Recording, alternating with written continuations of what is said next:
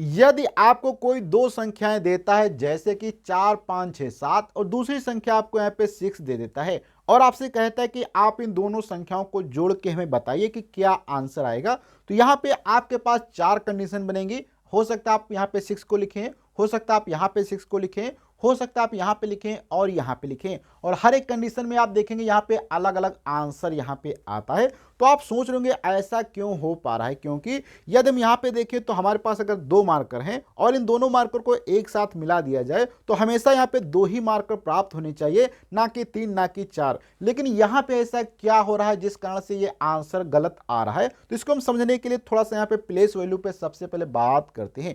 Place value के लिए यहाँ पे मैंने सेम इसी क्वेश्चन को लिख लिया 4, 5, 6, 7। यहाँ पे अगर इसकी प्लेस वैल्यू आपको निकालना तो यहाँ पे लिखेंगे 7 मल्टीप्लाइड बाई 1। इसके बाद यहाँ पे अगर 6 की प्लेस वैल्यू लिखना है तो 6 फिर मल्टीप्लाइड बाई 1। अब इसके बाद ये 1 के पीछे जीरो उतने लगते हैं जितनी इसके पीछे संख्या है। जैसे इसके पीछे संख्या 1 है तो 1 जीरो लगेगा। ऐसे 5 में लिखेंगे तो 5 मल्टीप्लाइड 1, इसके पीछे दो संख्या है तो यहाँ पे 2 जीरो आ जाएंगे। अर्थात इस प्रकार से आप देख सकते हैं कि यहाँ पे 7 का 7 प्लेस वैल्यू है, 6 का 60 है। इस प्रकार से सभी का प्लेस वैल्यू बता सकते हैं।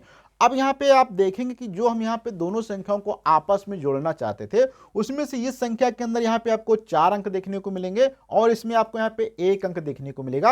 अर्थात यहाँ पे आपको अंक समान करने पड़ेंगे। इसके लिए यहाँ पे आप किसी भी संख्या के आगे जीरो बढ़ाते हैं उससे कोई उसकी प्लेस वैल्यू में बदलाव नहीं आता। जैसे कि यहाँ पे 06 भी या 6 या 6 सब में क्या आप देखेंगे 6 की प्लेस वैल्यू यहाँ पे 1 आपको दिखाई देगी।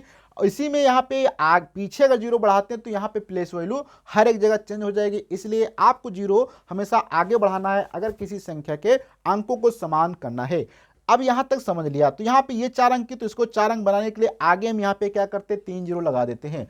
अब इसके बाद यहाँ पे आप देखेंगे इस प्रकार से आपको लिखना है और इन दोनों संख्याओं को आसानी से अब आप जोड़ सकते हैं। यहाँ पे जो आपका ये आंसर आएगा वो इस आंसर के समान आएगा। इसी प्रकार से अगर आप दो संख्याओं को घटाना चाहते हैं तो वहां पर भी पहली संख्या को और दूसरी संख्याओं के दोनों को अंक समान करना है। ऐसे ही यदि आप दो संख्याओं को आपस में मल्टीप्लाई करना चाहते हैं तो वहां पर भी आपको ये कार्य करना पड़ेगा। तो ये वीडियो आपको कैसा लगा प्लीज आपको अपना फीडबैक कमेंट बॉक्स में देना है, और यदि अभी तक आपने चैनल को सब्सक्राइब नहीं किया तो सब्सक्राइब करें, साथ में बेल आइकन को प्रेस करें, क्योंकि यहाँ पे आपको ऐसे रेगुलर वीडियो मिलते रहेंगे।